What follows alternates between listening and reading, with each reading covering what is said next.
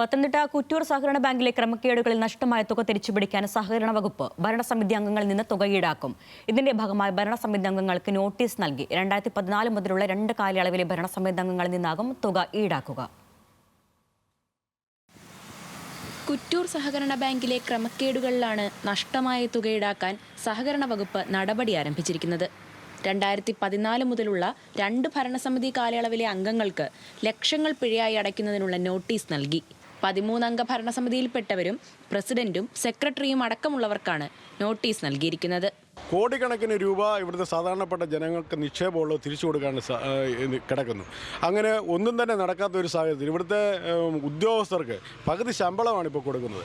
അപ്പോൾ ഇത്തരത്തിലേക്ക് bank depromote ചെയ്ത് നിൽക്കുന്ന ഒരു സാഹചര്യം ഇപ്പോൾ നിലവിൽ നമ്മുടെ മുന്നിൽ നിൽക്കുന്നു.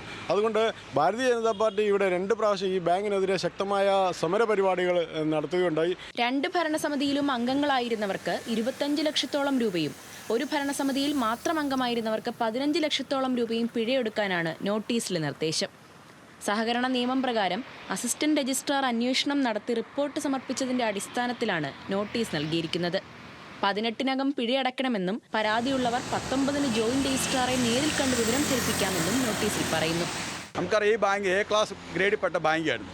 അവിടെ കേന്ദ്ര ഫണ്ട് സ്വമായിട്ടും നല്ല രീതിയിൽ കിട്ടേണ്ടതായിരുന്നു. ആ കൃത്യമായ സമയത്ത് കൊടുക്കാഞ്ഞിട്ട് തുടർന്ന് അവർ ഓഡിറ്റ് ഫലമായി ഈ ബാങ്ക് നഷ്ടത്തിലാണെന്ന് തുടർന്ന് ആ അപേക്ഷ അവർ നിരസിക്കുകയുണ്ടായി. അങ്ങനെ കെടുകാര്യസ്ഥരുടെ മകുടോദാഹരണമാണ് ഇന്ന് ബാങ്ക് കാണുന്ന അഴിമതിയുടെ പ്രധാനപ്പെട്ട കാരണം. വിവിധ ഇടപാടുകളിലെ ക്രമക്കേടുകൾ എന്നാണ് നോട്ടീസിൽ പരാമർശിച്ചിരിക്കുന്നത്. എന്നാൽ ക്രമക്കേടുകൾ എന്തൊക്കെയെന്നോ ആകത്തുക എത്രയെന്നോ അധികൃതർ വ്യക്തമാക്കിയിട്ടില്ല. ന്യൂസ് മലയാളം, പത്തനംതിട്ട.